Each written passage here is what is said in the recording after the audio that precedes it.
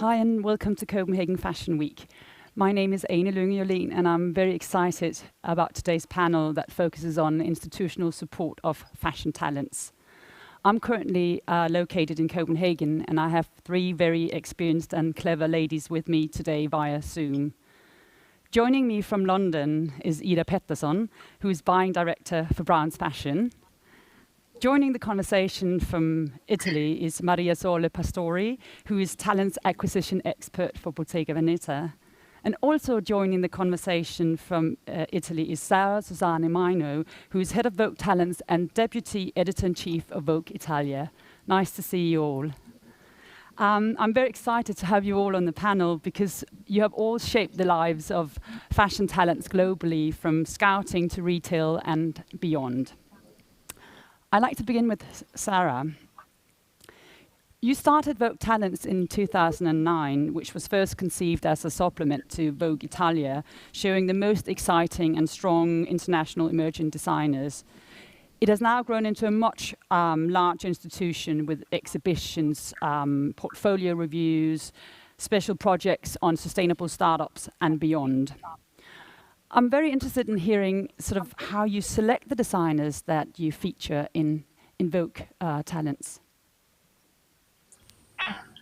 Okay, thank you. Thank you for having me, first of all. And well, I mean, it's always kind of a question that they always ask about how we select the talents, and it's I mean, there's not really kind of a rule or a vademecum to follow. I do think that talent can be expressed in many ways, and obviously throughout these past years, the vision and the message that designers want to give have kind of almost completely changed, because obviously what's happening in this challenging moment, but also all the changes that want to be linked to be more responsible. But obviously, if I have to giving an answer to your question, would be obviously to see always a very clear message and vision that designer wants to give, and it's not just a matter of the aesthetic of the garment, but it's also where they want to reach and who are their consumers. And also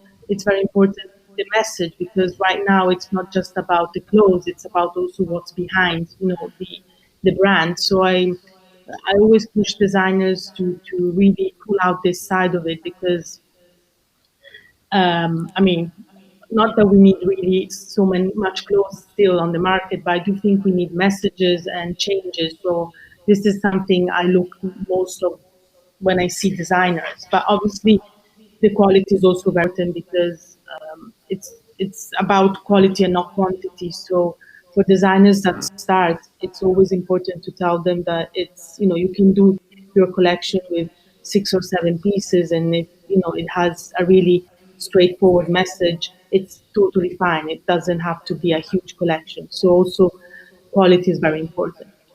Yeah, okay.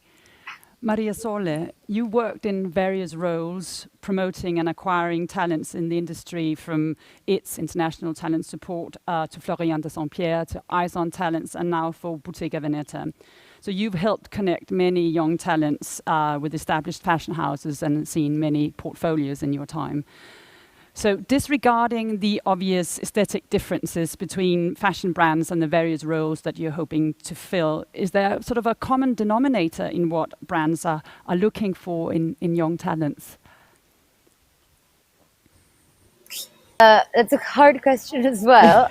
I don't think there's a common denominator, but when I look for talent, it's really for companies, so it's a bit different. And when you have to be part of a team, I think, and facing in front of equal talent, I think something extremely important is personality as well. So of course it's about the skill set, but it's also about how you will promote your work and you are perceived as a designer. So that's definitely something that maybe we don't speak about.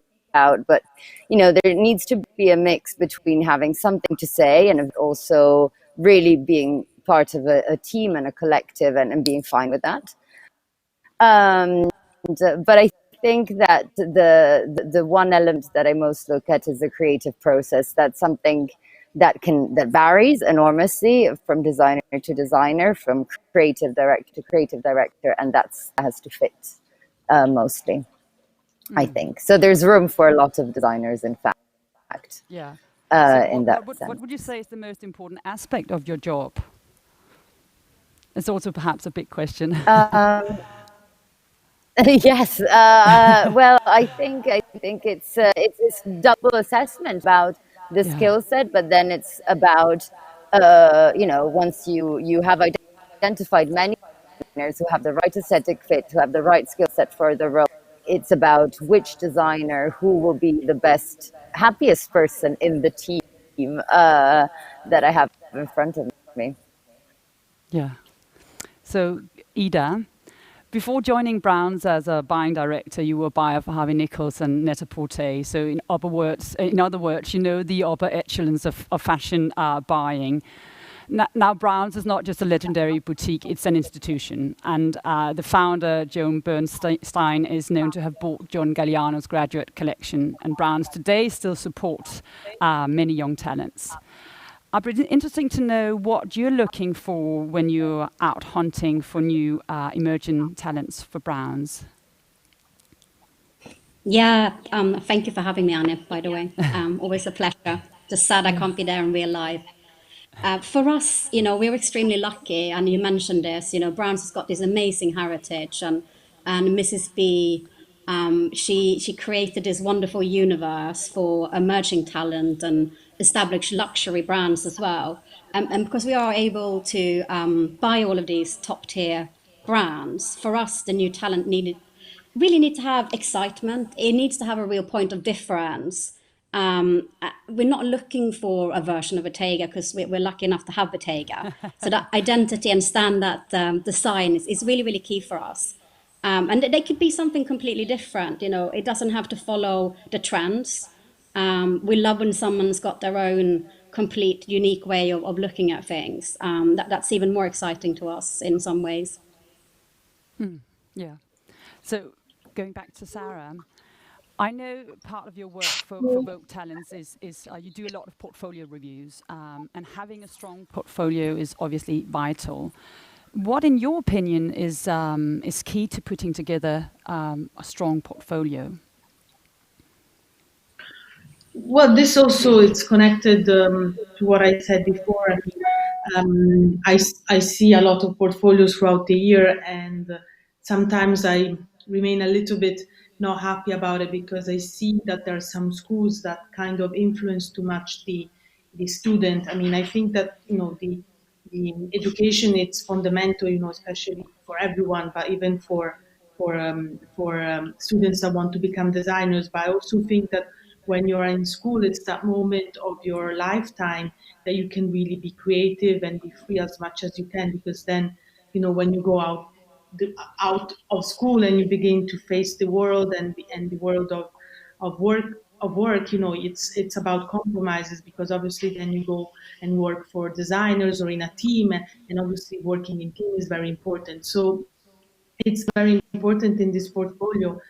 You have to always consider it's like your mirror, because most of the time, I mean, we see portfolios and maybe we don't have, the possibility of seeing physically the person, especially in the last 5 months. And so this is something which has to be kind of almost a mirror of yourself when you show your portfolio. So I think it has to be very personal. It has to pull out the most even personal side of of your character and of your story, because this what is fascinating when you see students is that you discover apart the personal experience, where they come from, the traditions, what they have influenced them. So I think this is already great elements to do a very interesting portfolio. I just do think that sometimes schools give too much direction or influence, and then in the end, the work is a little bit lost. So, what is always the better thing to say to students is that when then you do your portfolio, obviously you have to listen to your tutors and learn as much as you can from what you're studying. But then it's all on you. It's you that you're gonna go outside. It's you that is gonna go and do conversation with Maria Sole, I don't know, for Bottega, it's all about you. The school gives you, this the experiences and the tools to become, a more creative and stronger designer, but then it's all up to you. So I think this is very important, not to be influenced too much, and express yourself as much as you can. Yeah. So Maria Sol, related to what Sara was just saying, when designers are hoping to enter high fashion, Parisian fashion, and hoping to get a position at a house there, how much should they basically try to adapt to the house that they are looking to enter, and how much should they kind of maintain their own distinction in your perspective? Well, I think it's very much about keeping your aesthetic and showing your work. So I'm completely aligned with what's said. Put forward all your personal references and influences, creative ones, of course, so that it is easier to taking the viewer by the hand, in fact, through your story and your process. But then I always think, especially in spontaneous applications, it's always nice to have a small project with the brand that you're applying for in mind. It's something we ask anyways before filling a position. So, just taking that step before shows that you have strong interest, that you've really thought about it before, and it's about understanding the brand's codes and heritage, but still show that you could have something to say and bring it in some sort of direction. Of course, a junior profile is not expected to do something revolutionary, but if you can say something and show that you understand the brand but have something to say, I think that's a little extra that is really appreciated always. Great. And Ida, you've obviously seen a lot of talents and bought many talents for brands. In your experience, what are the most common mistakes that young designers make when they set up their own label? Yeah, I mean, unfortunately, we see this quite a lot where someone who's super talented gets sort of hailed up and pushed to set up their own label, but they've not had the time or support to set up that back office side, which is equally important to having an amazing design, because logistically, financially, if you can't get the brand out there once it's been bought, obviously then you're sort of setting yourself up for failure. So that's really, really something that we see a lot, where collections just don't materialize, or they're super delayed, which then of course affects the sell-throughs and the sales, which then can lead to people not having the patience to maintain the relationship.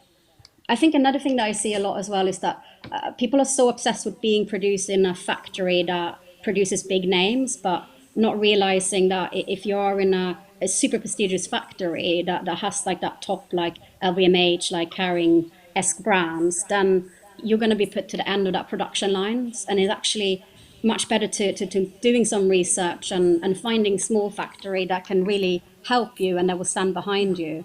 And I think the people I see doing that are phenomenally successful because they get that support. And I think, especially in Italy, there are some amazing factories that are family run and they have so much passion for product themselves. And that's really what you need. You need that support, like in every aspect of behind the design as well. That's a very good piece of advice there.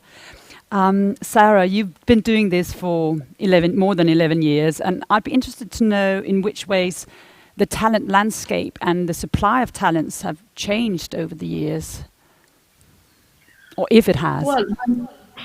Well, yeah, absolutely it has, because when we started in 2009, there was not so much on the fashion scene that supported, new designers. I mean, there were a few. I mean, there was IT, which we know very well, that still supports all the new generation of students that come out from schools. Then there were a few contests, but there was not much on the market to support the new generation. So what has completely changed, I have to say that what was not really of interest of seeing, new designers now became kind of, the main focus, because then, as you see, I mean, most obviously there has to be a change of generation, but at a certain point it seemed that this was not happening, especially in Italy.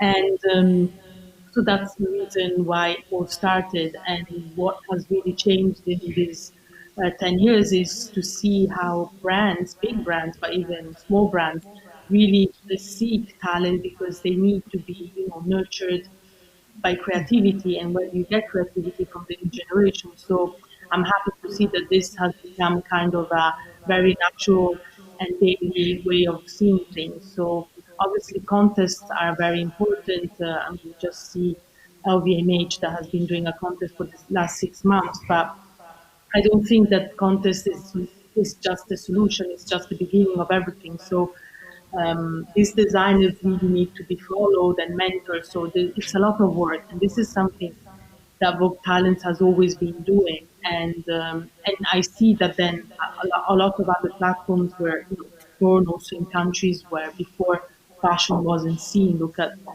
Africa or Georgia or other countries. So I mean, this has been the big evolution, and then obviously now there's a big focus and attention to be responsible, and this comes more from from the new generation rather than from our generation, which I don't consider old, but probably have another mindset. And I see that nowadays when I go and see portfolio and designers, and I don't know, I pick 10 designers, 8 of them are responsible, which doesn't mean totally responsible, because we know that it's impossible to be totally sustainable.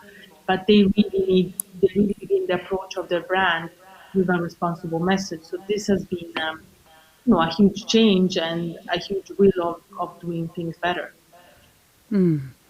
So Maria Sola, looking at the same question, but from the client's perspective, has sort of in which ways have the company's demands of talents changed since you started in the field of acquisition? Has it changed, and in which way? I don't think on the company's side it's changed that much, because it's so diverse, and there's variety in what we look for companies, and thankfully, it depends on seniority and aesthetics. So that hasn't changed, but well, maybe obviously in some way we follow trends. So a lot of brands were more attracted to perhaps street sports, and designers who were more technical in that sense. But that comes and goes and depends on brands.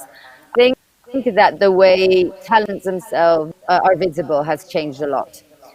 And I don't think 10 or 12 years ago you could have scouted as much or at all through social fact. And now, any young graduate will have a social media profile, and I can, without traveling as much, find talent that is more world, more international. That has been a massive difference in scouting, in my opinion. I can imagine. So Ida, going back to what you were saying before about sort of the struggling sort of startups, does an emergent designer have to be an instant success for Browns to hold on to that person?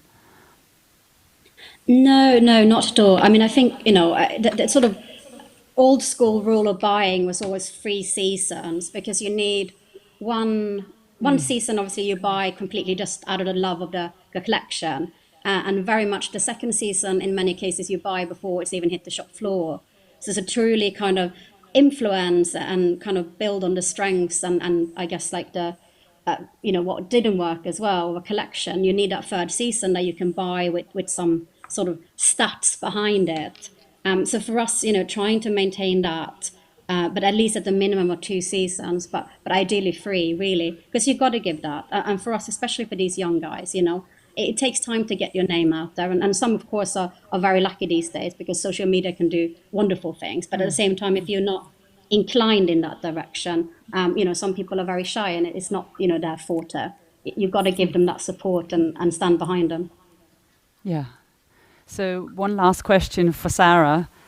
COVID-19, the climate crisis, Me Too, Black Lives Matters, must have affected the talent profiles that companies are looking for. In your opinion and your experience, what role do talents play in sort of helping fashion through this crisis and the needed systemic change?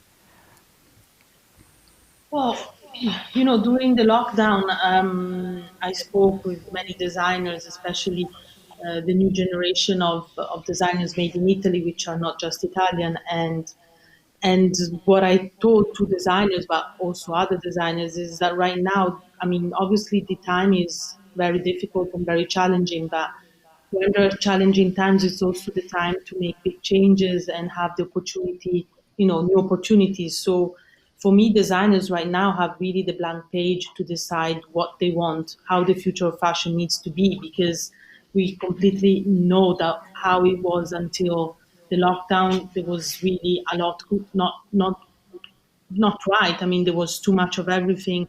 And I think that all brands, which I'm not saying big brands, but everyone got kind of, how do you say, kind of got maniac about, being in social network, just doing totally new projects every 2 months. I mean, it was too much hectic and too much of everything.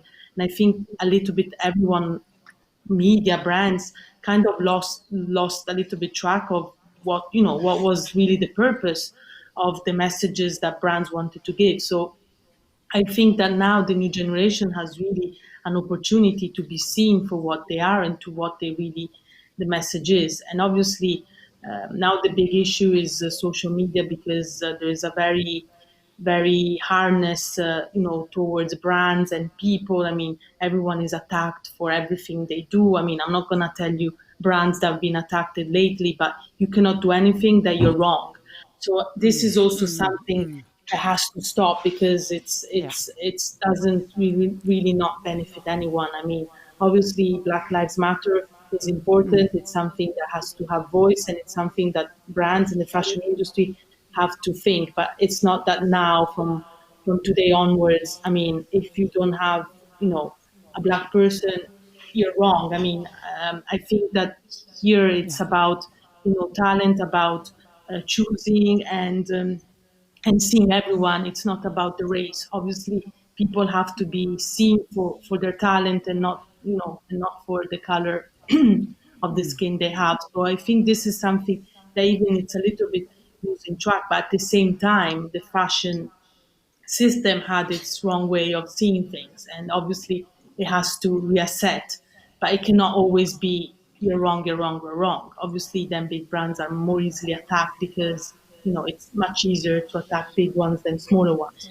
So I do think that going back to the new generation, they really have a blank page and write their own manifesto, because even for all designers that they say, what I'm going to do in September, what should I do? And I tell them, do what you feel to do, because there's not going to anyone judge you, because right now in September, I mean, nothing is going to change much more than now or a month ago. I mean, yeah, there are going to be a little bit more physical events, but the problem is still there. It's not that it has left with the summer. So I think they have really the chance to do what they want, nobody judging them, and, be more personal and more as they are than ever, and not really listen too much, Okay. but really think of with their head. Okay, thank you. So on that empowered note, thank you all, Sara, Maria Sole and Ida, for sharing your insights with me today. And thank you all for tuning in to my live talk from Copenhagen Fashion Week.